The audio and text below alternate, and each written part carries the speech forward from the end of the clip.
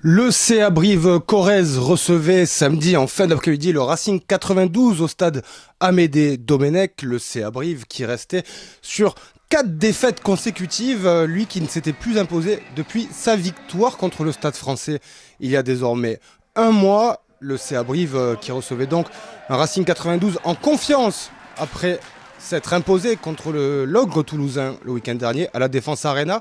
Mais c'est Brive qui va scorer en premier dans cette attente de match, 3e minute de jeu. Enzo Hervé sanctionne l'indiscipline francilienne. Brive prend l'avantage 3-0. 3-0 puis 6-0 avec cette nouvelle pénalité du buteur corrézien à la 7e minute. Brive domine son sujet, domine son entame de match.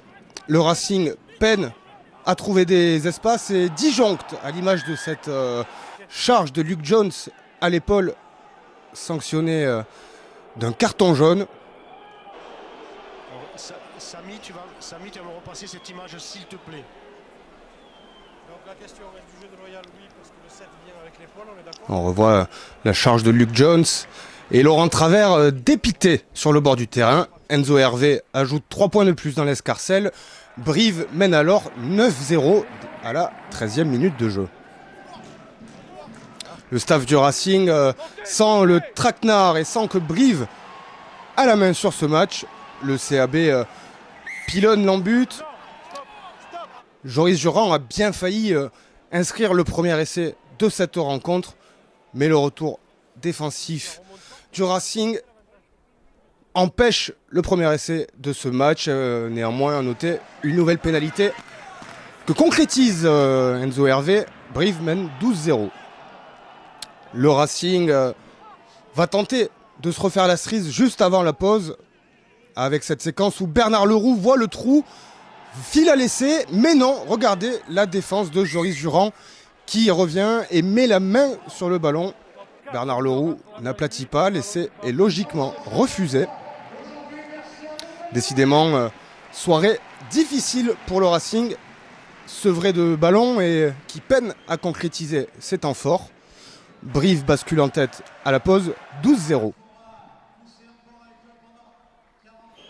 Au retour des vestiaires, le Racing va tenter de réagir avec cette pénalité lointaine de Dorian Laborde, malheureusement qui va passer sur la gauche des poteaux. Le regard noir de Laurent Travers qui sait que venir faire un résultat ici à Brive sera compliqué malgré cette pénalité d'Antoine Gibert après l'heure de jeu qui permet au Racing de revenir à 12-3. Un Racing qui va finalement aller chercher un bonus défensif inespéré avec cet essai d'Anti-Memory à la 80e minute sur le gong.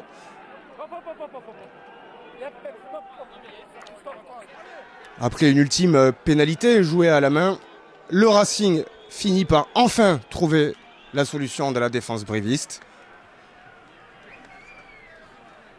Score final 12-10 en faveur des brivistes qui renouent avec le succès et se donnent de l'air au classement.